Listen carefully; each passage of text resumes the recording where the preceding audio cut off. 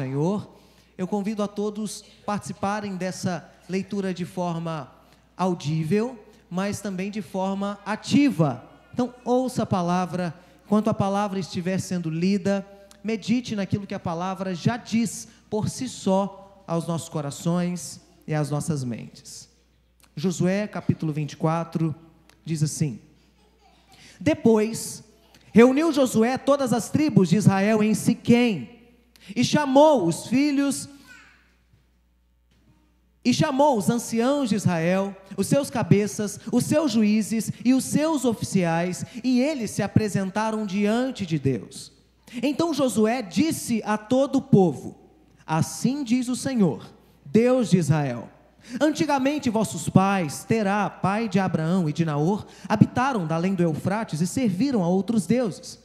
Eu, porém, tomei Abraão, vosso pai, da além do rio, e o fiz percorrer toda a terra de Canaã. Também lhe multipliquei a descendência e lhe dei Isaque. A Isaque dei Jacó e Esaú dei em possessão as montanhas de Seir. Porém Jacó e seus filhos desceram para o Egito.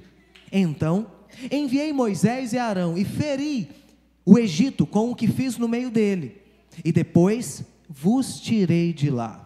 Tirando eu vossos pais do Egito, viestes ao mar. Os egípcios perseguiram vossos pais com carros e com cavaleiros até o mar vermelho, e clamando vossos pais, o Senhor pôs escuridão entre vós e os egípcios, e trouxe o mar sobre estes, e o mar os cobriu, e os vossos olhos viram o que eu fiz no Egito. Então habitaste no deserto por muito tempo. Daí eu vos trouxe à terra dos amorreus, que habitavam da além do Jordão, os quais pelejaram contra vós outros, porém os entreguei nas vossas mãos, e possuístes a sua terra, e os destruí diante de vós. Levantou-se também o rei de Moabe, Balaque, filho de Zippor, e pelejou contra Israel. Mandou chamar Balaão, filho de Beor, para que vos amaldiçoasse. Porém, eu não quis ouvir Balaão, e ele teve de vos abençoar, e assim vos livrei da sua mão. Passando vós o Jordão e vindo a Jericó, os habitantes de Jericó pelejaram contra vós outros, e também os amorreus, os ferezeus, os cananeus, os heteus, os girgazeus, os heveus e os jebuseus. Porém os entreguei nas vossas mãos. Enviei vespões adiante de vós, que os expulsaram da vossa presença, bem como os 2 reis dos amorreus, e isso não com a tua espada, nem com o teu arco. Dei-vos a terra em que não trabalhastes, e cidades em que não edificastes, e habitais nelas. Comeis das vinhas e dos olivais, que não plantastes. Agora, pois, temei ao Senhor, e servi-o com integridade e com fidelidade, e deitai fora os deuses aos quais serviram vossos pais da além do Eufrates e no Egito, e servi ao Senhor. Porém, se vos parece mal servir ao Senhor, escolhei hoje a quem servais: se aos deuses a quem serviram vossos pais, que estavam da além do Eufrates, ou aos deuses dos amorreus, em cuja terra habitais. Vamos todos juntos? Eu e a minha casa serviremos ao Senhor. Então respondeu o povo e disse: longe de nós o abandonarmos o Senhor para servirmos a outros deuses, porque o Senhor é nosso Deus, Ele é quem nos fez subir a nós e a nossos pais da terra do Egito, da casa da servidão, quem fez esses grandes sinais aos nossos olhos e nos guardou por todo o caminho em que andamos e entre todos os povos pelo meio dos quais passamos. O Senhor expulsou diante de nós todas estas gentes, até o amorreu, morador da terra. Portanto, nós também serviremos ao Senhor, pois Ele é o nosso Deus. Vamos ler mais uma vez esse finalzinho? Portanto, nós também serviremos ao Senhor, pois Ele é o nosso Deus. Senhor, prepara a nossa mente e coração nesse momento, para que, Deus, enquanto meditamos a Tua palavra, sejamos contristados pela presença santa do Teu Espírito. Perdoa-nos, Senhor, se em qualquer momento desses poucos minutos que passaremos aqui, tenhamos uma disposição diferente em adorar ao Senhor. E que o Senhor traga-nos de volta ao culto, ao Senhor, para a glória do Teu Filho, por meio do Espírito oramos. Amém e amém. Amém. Irmãos, eu vejo que nós temos bastantes crianças aqui, né? Quem é criança aí? Levanta a mão, deixa eu ver. Olha, gente, tem bastante crianças. Parabéns que vocês viram, tá? Vocês estão representando muito bem. Crianças, prestem atenção em mim aqui um pouquinho. Presta atenção aqui em mim rapidinho. O que o papai e a mamãe fez hoje para você vir aqui na igreja? Você consegue pensar? O que o papai e a mamãe precisou fazer hoje para você conseguir chegar aqui no culto na hora certa?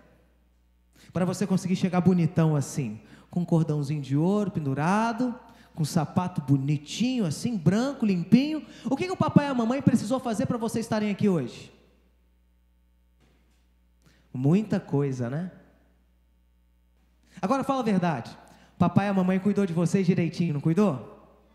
Cuidou. Olha só como que você está bonitão. Com a roupa combinando, com o dentinho escovado, com o cabelo penteado, não é? Olha as meninas como é que elas estão lindas. Umas estão com um lacinho, outras estão com um arquinho. Todas muito bem lindas, muito bem arrumadas. Quando vocês olham para tudo que o papai e a mamãe fez por vocês hoje, o que vocês pensam? Eu vou desobedecer meu pai. Eu acho que eu vou dar uma desobedecidinha, porque meu pai e minha mãe nem faz tanta coisa assim por mim. Meu pai e minha mãe nem cuida tão bem de mim. Eu estou com a barriguinha cheia, mas o meu pai e minha mãe nem fez tanto assim. Não, né? Pelo contrário, vocês têm que dar um abraço bem forte no papai e na mamãe e dizer assim: obrigado, porque se eu estou cheiroso é porque você brigou comigo para ir tomar banho. Obrigado, porque se eu estou limpinho é porque você gritou comigo para eu esfregar bem o meu pé. Não é?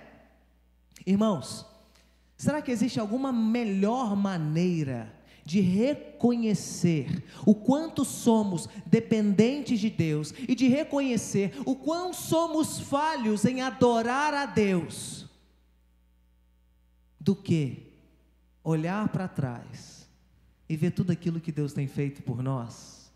Irmãos, às vezes a gente reclama tanto da vida, nós reclamamos tanto dos filhos, nós reclamamos tanto das conquistas, nós reclamamos tanto da nossa situação, nós reclamamos tanto da nossa realidade, mas se nós exercitarmos a nossa mente em um hino do nosso inário, talvez essas coisas vão mudar um pouco. Afinal de contas, irmãos, uma disposição de gratidão não é uma coisa que cai como um pacote do céu. Pronto, hoje eu estou agradecido.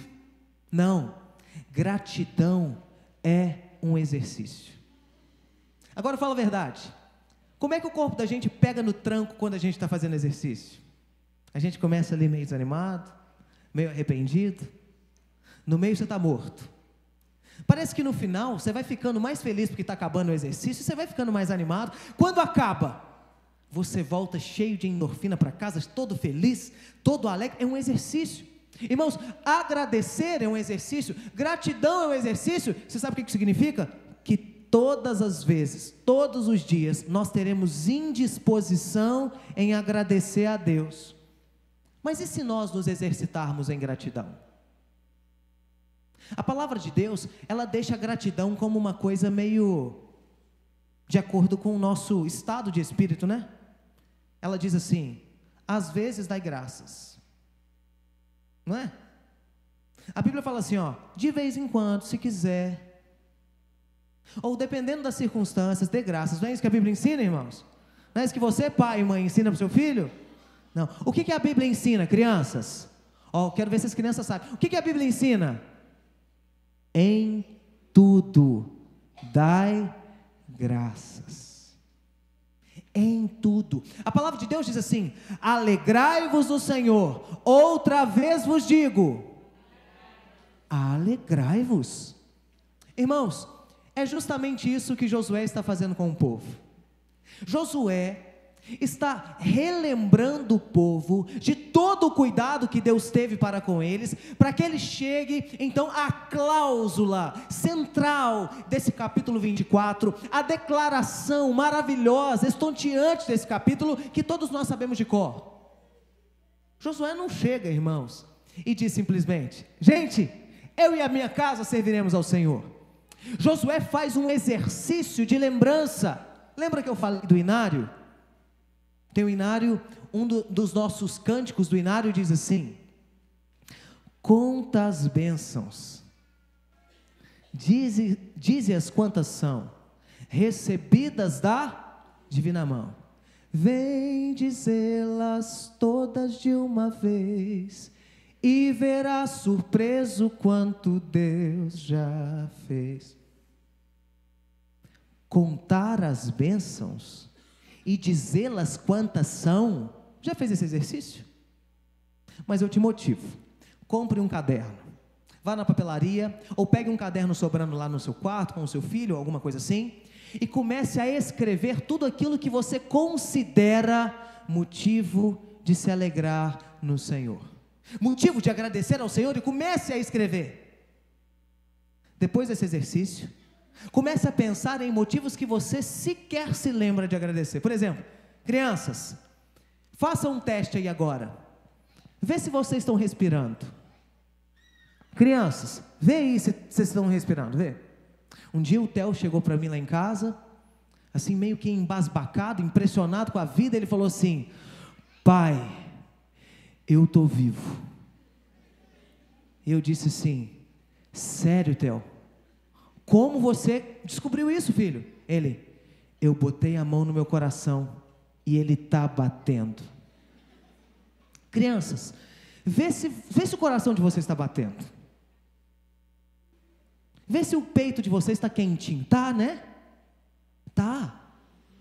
Então, quantas vezes a gente tem motivos de agradecer e não agradecemos? Então faça esse exercício. Comece a escrever coisas que você também não agradece normalmente. Ou não, irmãos, esse pecado é só meu.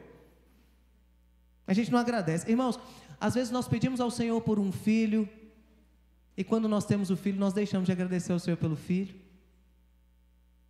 Às vezes, irmãos, nós pedimos ao Senhor por um milagre, ou por uma resposta imediata, e a gente, no momento em que recebe a resposta do Senhor, resposta de oração, a gente se questiona assim: será que foi Deus mesmo? Alguma vez o Senhor te respondeu tão rapidamente que você perguntou assim: espera aí, é isso mesmo, Senhor?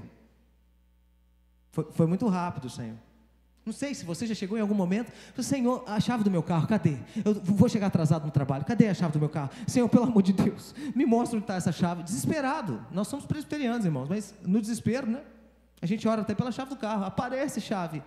No desespero, nós oramos até mesmo para o Senhor multiplicar a gasolina dentro do tanque do carro, para a gente chegar no próximo posto. Senhor, multiplica, faça um milagre, Senhor. A gente é presbiteriano, mas em certos momentos a gente precisa fazer esse tipo de oração. E aí, irmãos, a gente chega no posto e a gente diz: ainda bem que tinha um restinho de gasolina, né? Queridos, Josué está tratando comigo como se eu fosse uma criança diante de Deus, porque eu preciso ser relembrado que eu tenho que agradecer a Deus. Por isso, o livro de Josué é maravilhoso. Por isso que o livro de Josué apresenta, irmãos, do início ao fim, maravilhas sem fim. Do início ao fim, Josué está mostrando milagres, Josué está mostrando conquistas, Josué está mostrando vitórias. Não é que o livro de Josué é um livro triunfalista, mas é inegável, né, pastor? O livro de Josué nos deixa embasbacado. Assim como o Theo estava impressionado por estar vivo, a gente não consegue ler o livro de Josué e não ficar também impressionado pelo Deus que cuida de mim, pelo Deus que cuida do seu povo. E é isso que Josué passa a contar desde os dias de Terá, na Mesopotâmia, em Ur dos Caldeus, da além do Eufrates. Ele diz que nos dias de Terá, o pai de Abraão, havia uma idolatria arraigada em toda a cidade de Ur dos Caldeus. Alguns comentaristas chegam a dizer que a cidade de Ur dos Caldeus é uma das cidades destacadamente mais idólatras da Mesopotâmia, região futuramente babilônica.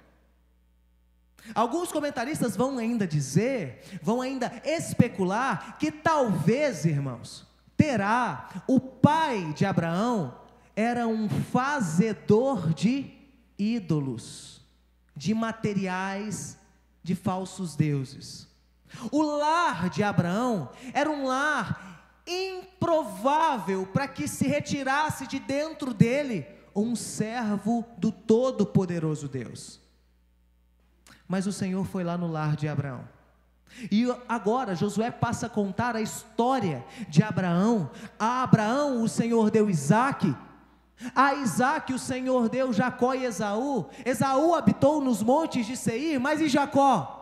Jacó habitou com seus filhos, mas precisou descer ao Egito.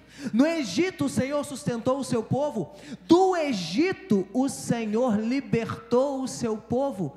Diante do Mar Vermelho o Senhor abriu o mar. Quando o povo estava prestes a ser trucidado pelo exército de Faraó, o Senhor enviou uma coluna de fogo, uma coluna de fumaça, enviou escuridão sobre os inimigos do povo de Deus, e o Senhor fez o povo de Deus atravessar o Mar Vermelho a pés secos, enxutos.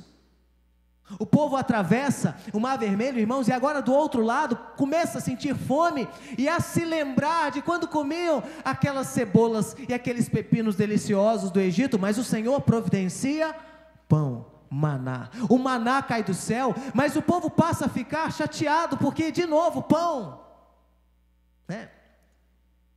De novo, pai, só pão, nem um requeijão, nem uma manteiga, né? O Senhor envia codornizes, o Senhor envia carne. O povo está com sede, o Senhor faz água brotar da rocha. O povo está com sede, e existe a água diante deles, mas a água é amarga. O Senhor torna a água amarga em água boa para se beber. É essa história que Josué está contando diante do povo de Deus. Agora Josué, irmãos, está diante de um povo que tinha acabado de vivenciar momentos extraordinários em sua história. Quando o povo estava prestes a atravessar o Rio Jordão, havia muita dificuldade de todo aquele povo atravessar o Rio Jordão, para enfim tomar posse da terra prometida. E qual é o milagre que o Senhor faz diante do Rio Jordão? O Senhor para o rio, e o Senhor faz o seu povo atravessar o rio a pés enxutos. O povo atravessa o Rio Jordão, e o Senhor continua cuidando do seu povo, até que em uma batalha, o Senhor faz o sol e a lua pararem, para que a batalha continuasse e a vitória do Senhor fosse concretizada naquele momento. Irmãos, o Senhor derruba as muralhas de Jericó, e o Senhor destrona 5 reis amorreus que se ajuntam para derrotar os israelitas, aquele povo despreparado militarmente, mas que por algum motivo estavam vencendo todas as batalhas. Queridos, por que o Senhor abençoava tanto o seu povo? Porque a sua presença estava no meio do seu povo. A sua presença estava no meio do seu povo. Prova disso, preste atenção, prova disso, crianças, existe um episódio que o povo de Israel perdeu a guerra, um episódio, e eles perderam para um povoado, para uma outra galera chamada povo de Ai. Eles perderam a batalha. Por quê, irmãos? Os irmãos aí os anciãos, os mais sabidos, por que o povo perdeu a guerra contra Ai? Porque havia pecado. Acã fez o que não era devido, tomou aquilo que não deveria, e o Senhor não estava mais com eles. Irmãos, qual é o segredo para servir ao Senhor em família? A presença de Deus. A presença de Deus.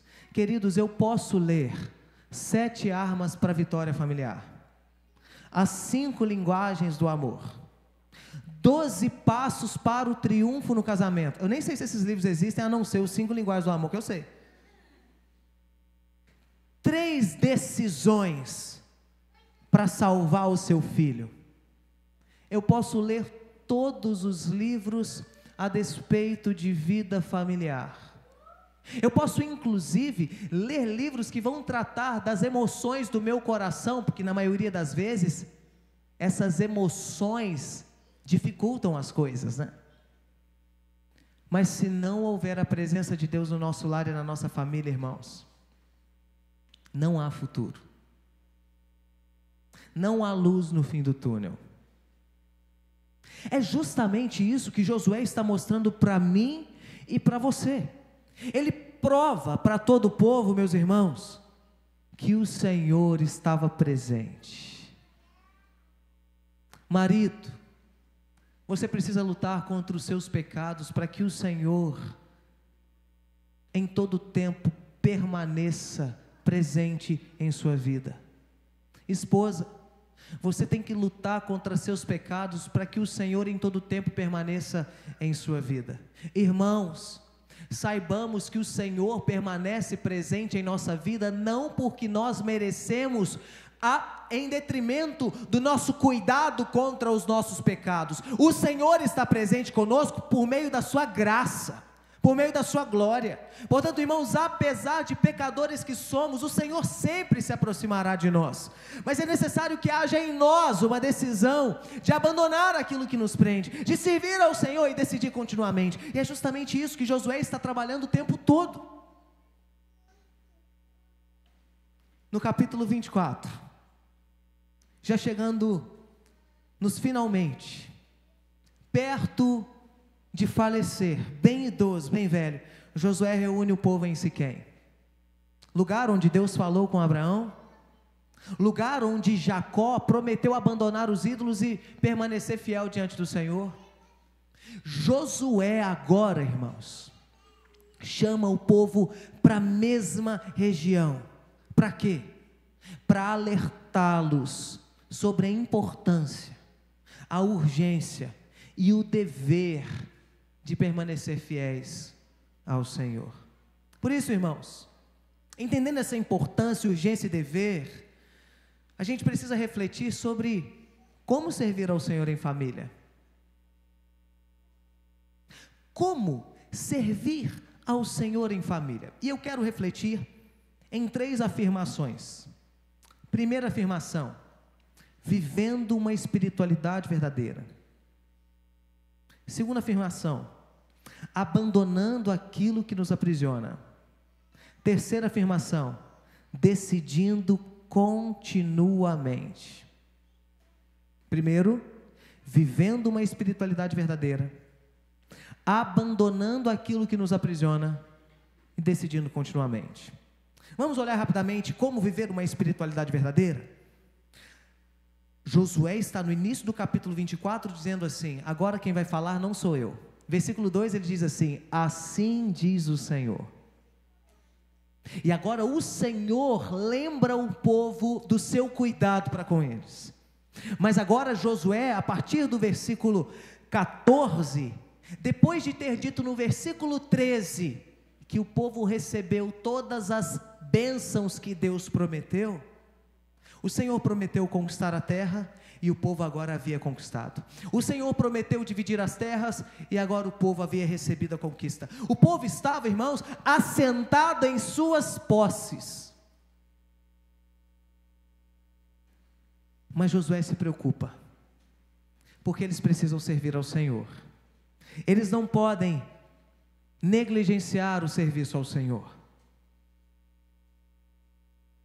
Então Josué diz: agora, pois, temei ao Senhor e servi-o com integridade e fidelidade.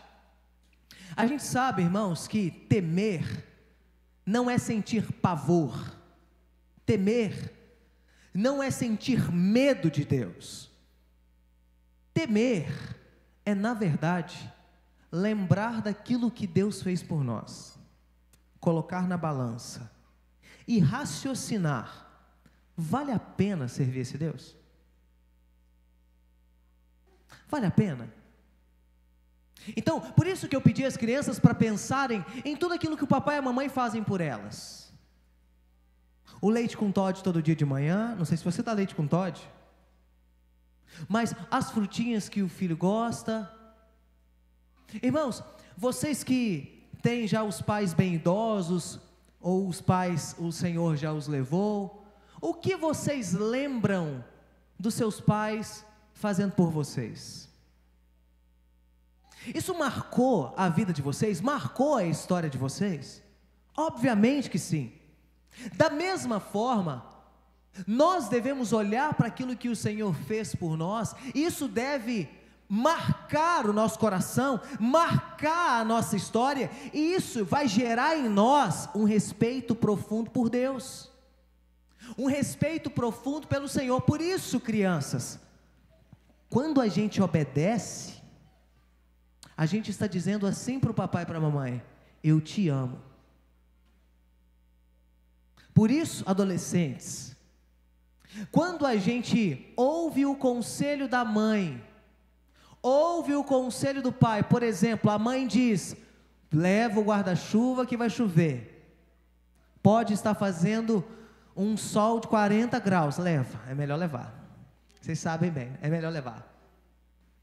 Quando nós obedecemos aos nossos, nós transmitimos a seguinte mensagem: eu te amo, eu te respeito, eu zelo pela sua honra, eu zelo pela sua integridade.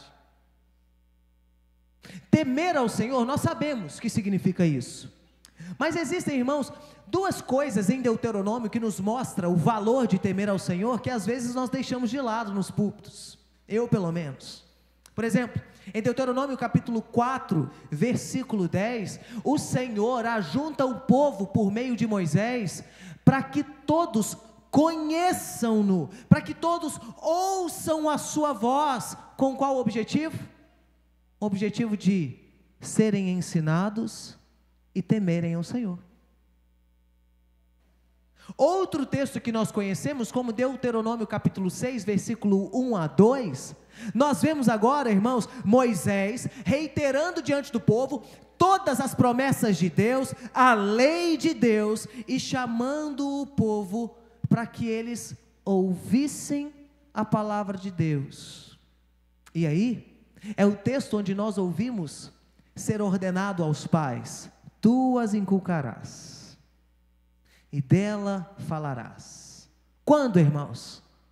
Em todo lugar, andando pelo caminho, ao dormir, ao levantar, ao sentar, ao ir, ao voltar, em todo. Deuteronômio é claro: quando o pai e a mãe educam o filho, em todo tempo, em todo lugar, em todo momento. Mas, irmãos, nós vemos lá: para que se te ensinassem, para que temas ao Senhor. Pai e mãe, os nossos filhos não terão temor de Deus se nós não ensinarmos quem Deus é. Às vezes nós queremos imprimir aos nossos filhos um respeito por Deus, um respeito pela casa de Deus, falando assim: olha a cara do pastor, o pastor é bravo, hein? O pastor vai brigar com você. Algumas vezes, irmãos, cumprimentando os irmãos no final do culto, as mães chegam e falam assim: ó, pastor, falei com ele, que se ele não ficar quietinho no culto, o senhor vai brigar. Eu falei: ô mãe, me ajuda, né? Não, eu quero conquistar minhas ovelhas para frente, eu não quero você com medo de mim, não. Irmãos, como que os nossos filhos conhecem a Deus? Tu as inculcarás, transmitindo a palavra de Deus, levando os conselhos da palavra de Deus ao coração dos nossos filhos, irmãos. Em resumo, temer ao Senhor é resultado de conhecer o Senhor. Você sabe por que você tem aquele amigo meio maluco que não está nem aí para Deus? Porque ou ele tem um entendimento deturpado acerca de Deus, ou nunca teve um amigo gente boa o suficiente para chegar diante dele e falar assim: rapaz, você sabia que o projeto original de Deus não é isso? Você sabia que Deus não se agrada em você estar vivendo esse momento que você está vivendo? Mas nós perdemos, irmãos, o encorajamento de falar a respeito de Deus. Sabe por quê?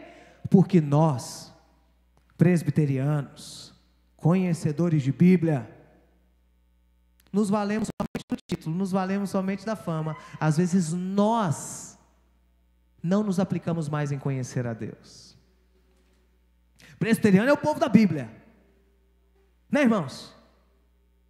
Deus tem misericórdia de nós, né, irmãos? Que o Senhor tenha misericórdia de nós. Temer ao Senhor é resultado de conhecê-lo. Mas aqui segue-se um outro termo sobre servir. E agora eu quero dar uma missão aqui para as crianças. Quero dar uma missão. Crianças, pede aí o papai e a mamãe, adolescentes também, tá? Para abrirem aí o capítulo, deixar aberto o capítulo 24, vocês vão contar para mim quantas vezes a palavra servir, serviço, servindo, sirvamos, todas as palavras decorrentes de servir ocorrem, estão escritas dos versículos 14 e 15. Façam isso. Enquanto vocês estão nessa missão, deixa o pastor continuar falando aqui para os adultos então. Mas depois eu quero, lá na porta eu quero que vocês me contem. Quantas vezes está escrita a palavra servir? Irmãos, os adultos aqui, um segredo. Você sabe qual é o número da perfeição, né? É esse o número de vezes que ocorre em 2 versículos. Por que será? Por que será que existe um texto canônico, um texto inspirado por Deus, onde por tantas vezes acontece a mesma palavra? Porque o Senhor está acendendo um letreiro gigante diante dos nossos olhos. Servi ao Senhor. E agora, Josué vai dizer: servi-o com integridade e com fidelidade. Irmãos, preste atenção. Muitas vezes nós servimos a Deus como irmão do filho pródigo. Como o irmão do filho pródigo se dirigiu ao pai quando o filho retornou e recebeu aquela festança? Há tantos anos que te sirvo. E esse serviço do filho pródigo era que tipo de serviço? Há tantos anos que eu trabalho com amor, pai, para o Senhor. Há tantos anos, pai, que eu me dedico. Há tantos anos, pai. Era assim, irmãos? Não.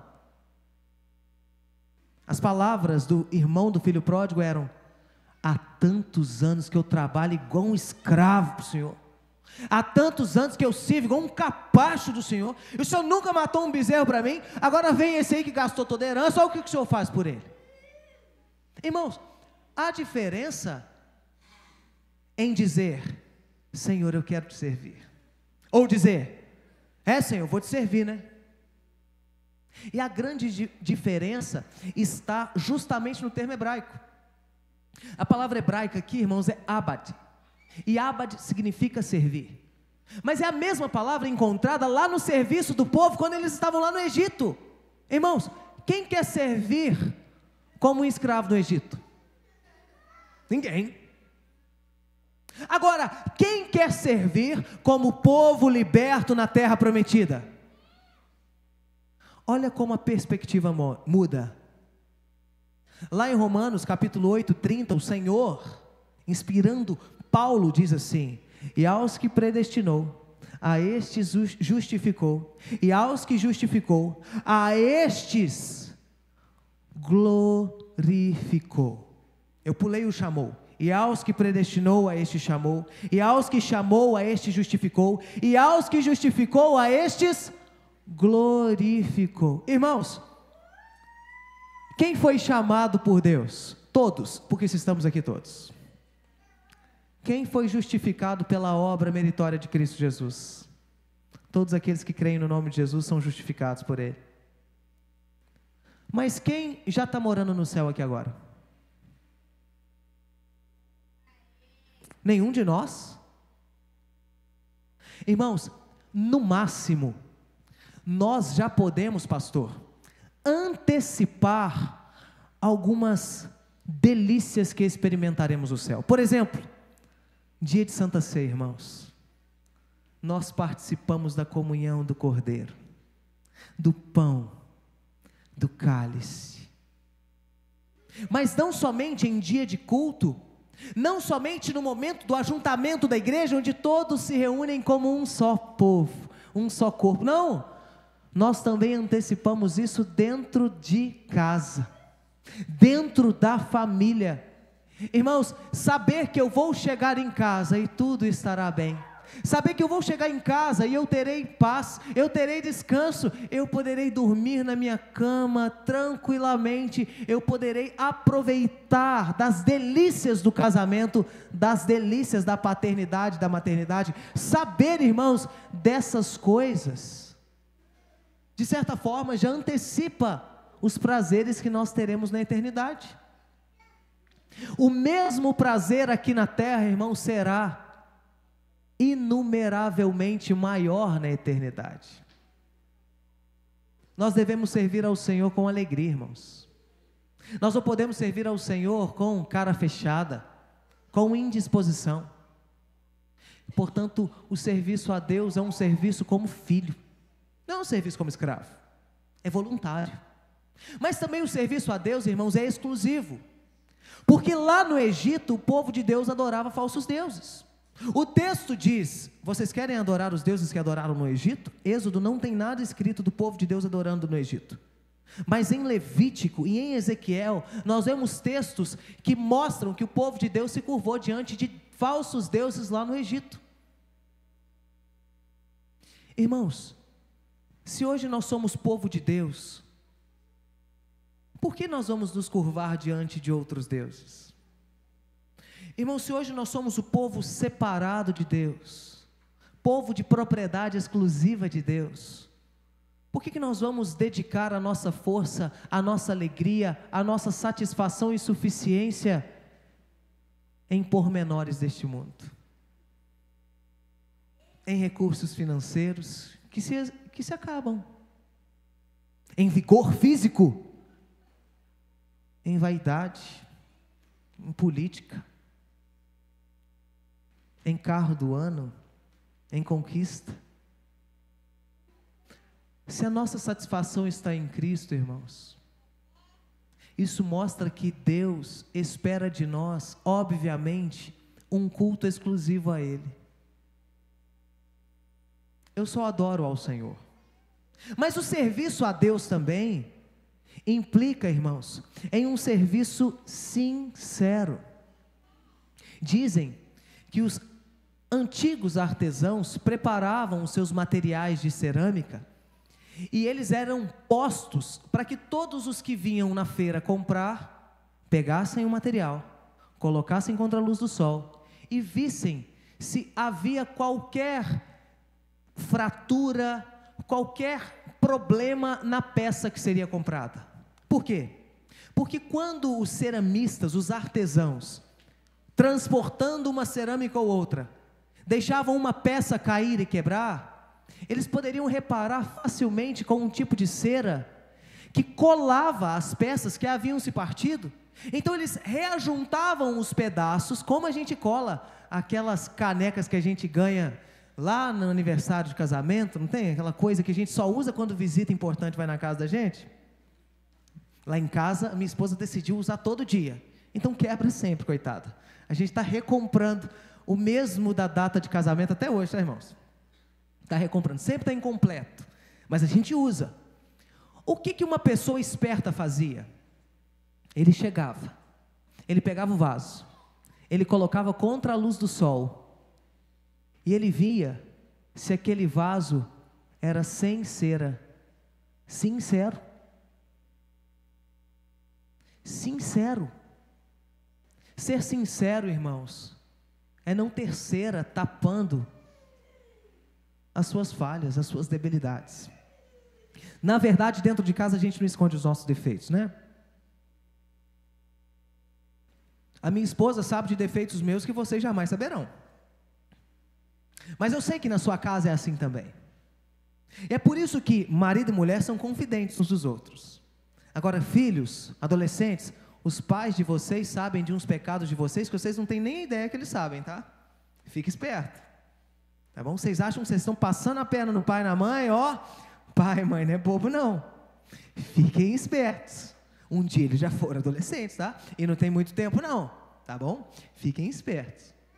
Irmãos, o culto sincero a Deus é um culto onde Deus não aceita desonestidade, onde Deus não aceita fingimento, onde Deus não aceita simulação. Um culto sincero a Deus é onde Deus espera um coração íntegro, um coração completo.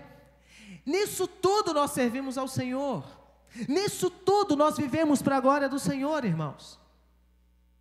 Então nós devemos viver uma espiritualidade verdadeira, bem como também devemos abandonar aquilo que nos aprisiona.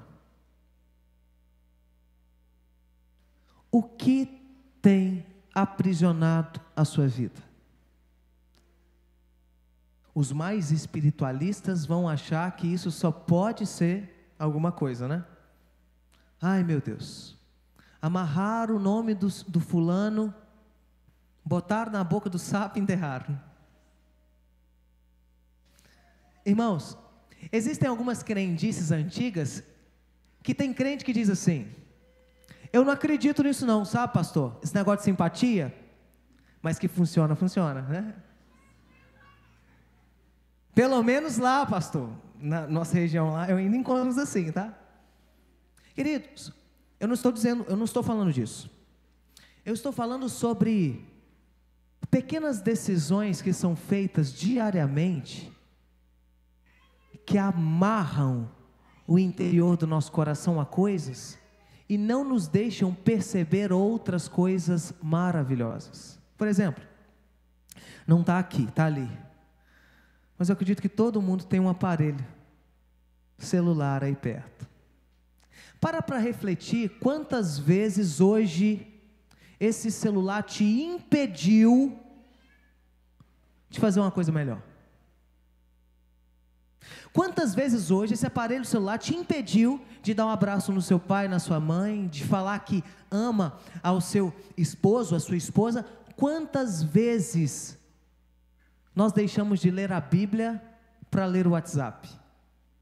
John Piper escreve em um artigo dele que Deus permitiu a criação do WhatsApp para que ninguém tivesse a desculpa deslavada lá no céu de dizer: ah, Senhor, eu estava sem tempo de ler. Porque se você fizer uma pesquisa aí nas configurações do seu celular, você vai ver quanto tempo você gasta no WhatsApp.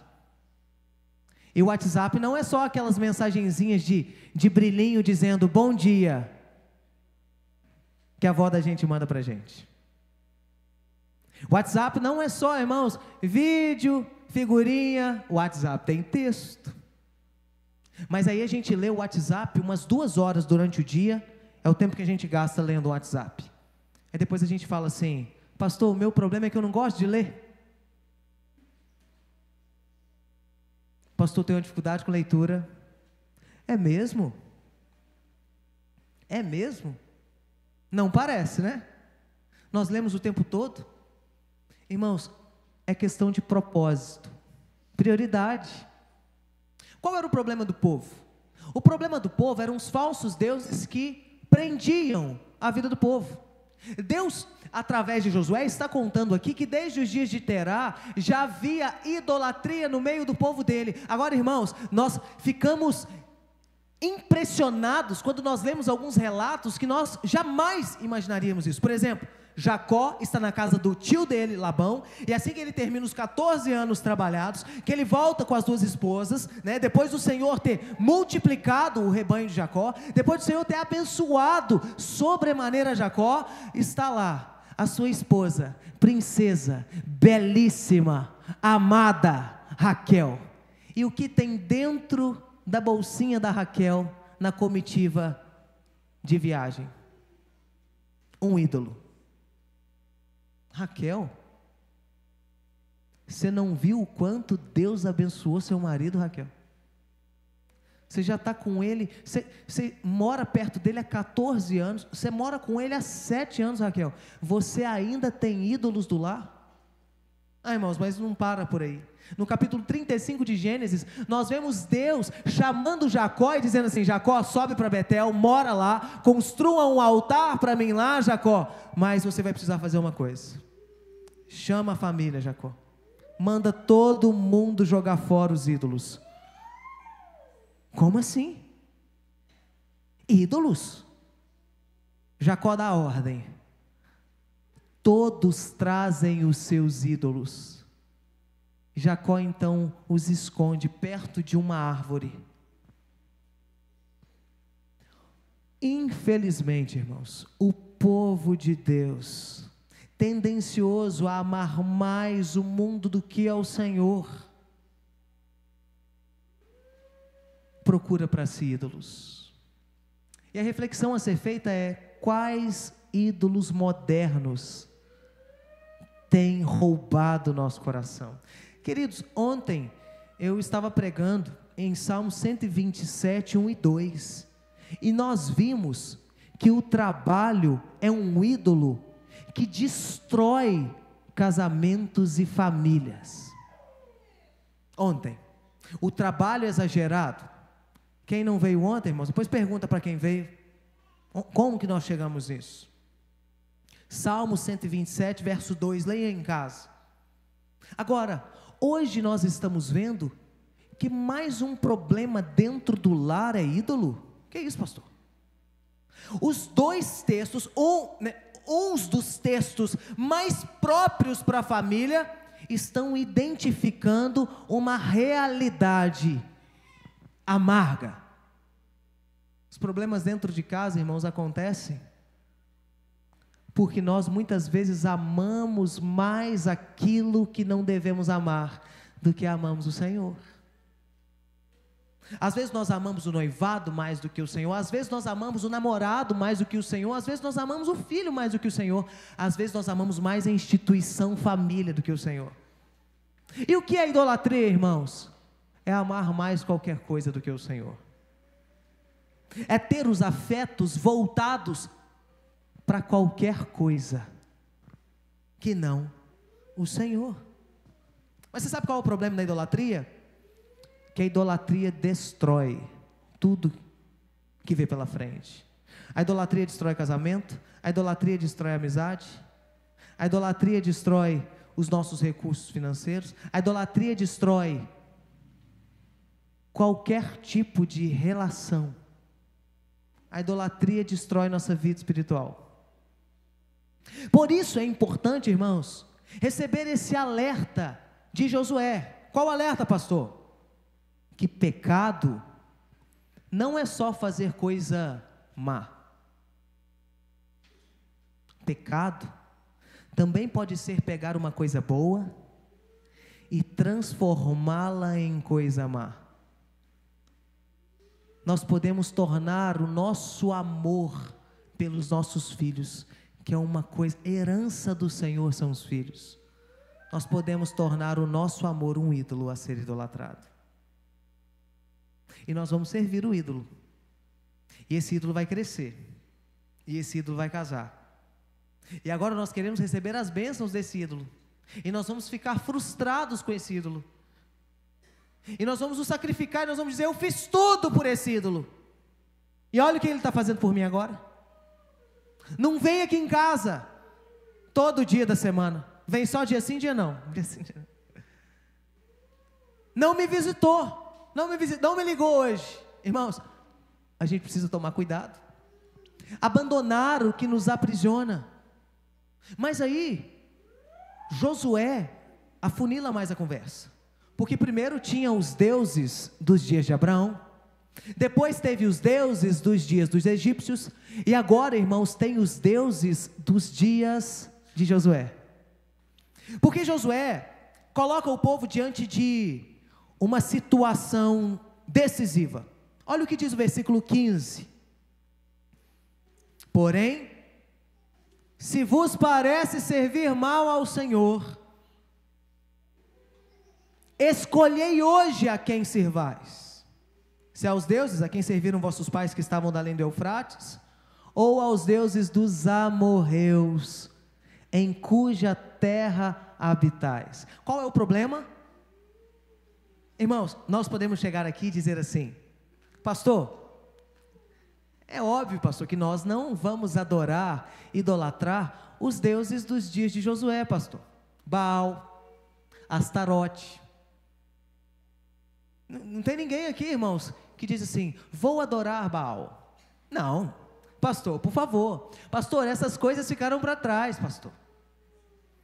A grande questão de Josué é o seguinte: mas e os deuses dos vossos dias? E os deuses dos amorreus? Os amorreus eram um povo que habitava a terra da Palestina, que quando o povo de Deus tomou posse daquela terra, eles tiveram que batalhar contra os amorreus. Mas, irmãos, os amorreus permaneciam na terra.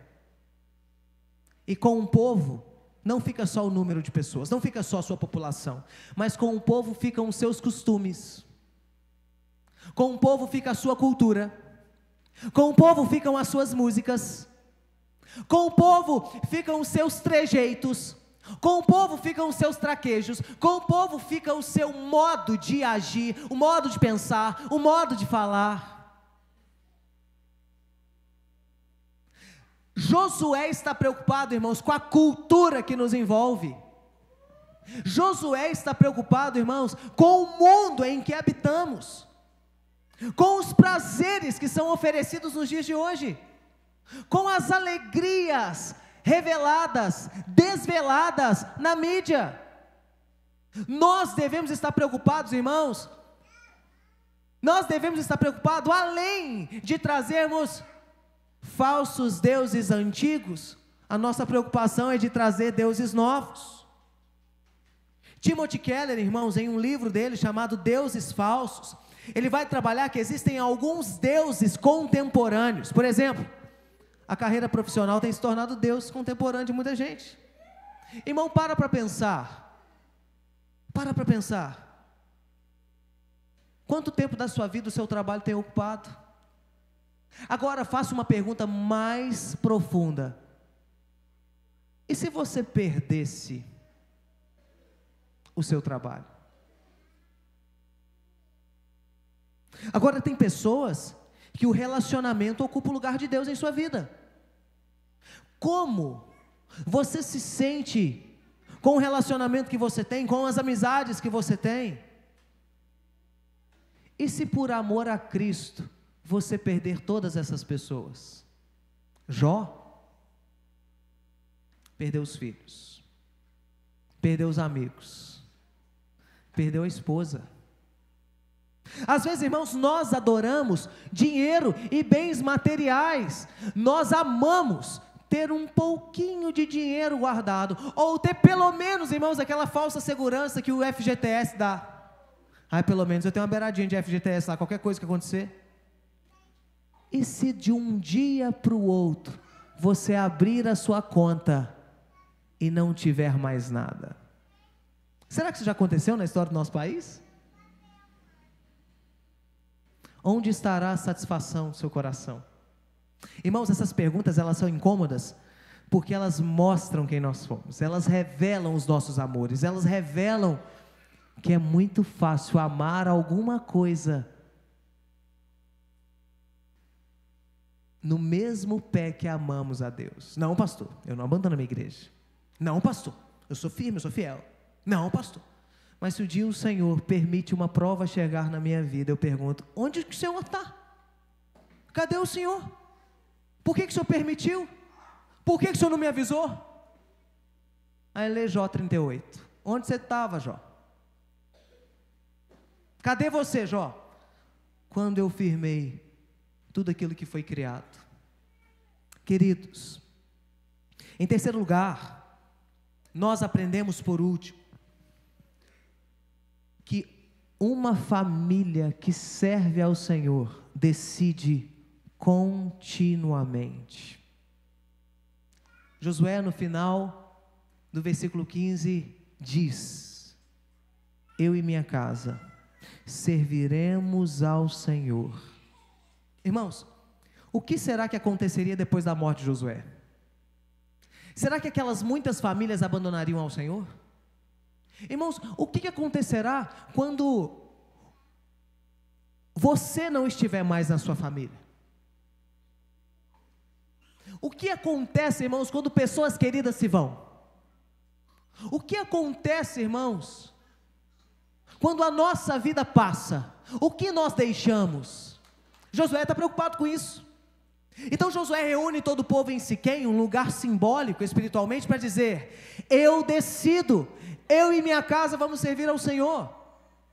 Mas Josué não fala isso, irmãos, somente para si. Ele chama a sua família e diz: nós e a nossa casa serviremos ao Senhor.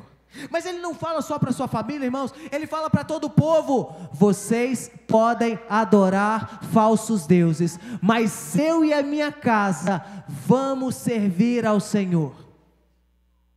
Você pode falar para os seus amigos: olha, vocês podem se desviar, mas eu sirvo ao Senhor. Você pode falar para o seu namorado, para a sua namorada: olha, se você não servir ao Senhor comigo, não tem jeito. Você tem que falar para os seus filhos: aqui em casa, nós servimos ao Senhor. Não aceito isso aqui em casa. E eu não aceito, não é só aqui em casa, não. Eu não aceito na sua casa também, quando você crescer. Às vezes, irmãos, nós temos aquela falha de dizer assim: olha, enquanto você morar debaixo do meu teto. Irmãos, é certo que depois do casamento, uma nova família é formada e algumas limitações são estabelecidas. Mas pai e mãe nunca deixa de ser pai e mãe. Pai e mãe sempre colocará o joelho diante da presença do Senhor para interceder pela vida dos seus filhos. Irmão, às vezes você, pai e mãe, não tem autoridade mesmo para que seu filho compre o carro da cor que você goste, ou compre a casa que você queira. Mas você tem autoridade de dizer: filho, a nossa casa sempre serviu ao Senhor. Firmeza. Firmeza é decisão, irmãos. Nós não podemos dizer assim: oh, irmãos, me perdoe se houver uma realidade parecida com aqui, mas existe isso lá na minha região. Nós podemos dizer assim: ah, pastor, eu trouxe até quando quis, mas teve um tempo, pastor, que não deu jeito mais. Irmãos, Rafael, filho, você vai servir o Senhor criança, adolescente, adulto, idoso. Filho, na sua lápide vai estar escrito: eu sirvo ao Senhor. Irmãos, lá na nossa igreja tem um homem de Deus precioso, presbítero Wesley, presbítero que tem 50 anos de presbiterato. Poderia ser um algoz na minha carreira ministerial, mas é um bálsamo de Deus para a minha vida e para a vida da minha família. O presbítero mais antigo, mais sábio, com a cabeça mais branca da minha igreja, mas é o alívio de Deus para mim. Esse presbítero sofreu um problema com o filho dele, e o filho dele na adolescência ficou rebelde e não queria ir para a igreja. E hoje ele é um exemplo, porque hoje ele é diácono, presidente da junta diaconal, e está na igreja o tempo todo. A adolescência dele, irmão, sabe como foi? Ele não queria ir na igreja, e o pai dele disse assim: tudo bem, você pode não entrar no templo, que eu não tenho força para te carregar, mas você vai entrar no carro, e você vai ficar comigo então lá no estacionamento. Quando o culto acabar, eu volto para o carro, a gente vai para casa. Irmãos, o Kesley um dia, Kesley é o nome dele, chegou diante da igreja, emocionado, e disse: se o meu pai não tivesse me trazido na igreja, eu não sei quem seria eu hoje. Pais, filhos, nós temos responsabilidade pelos nossos, é decisão. É certo, irmãos, que nem todo dia a gente vai acertar, sabe? Deixa eu contar uma história para os irmãos.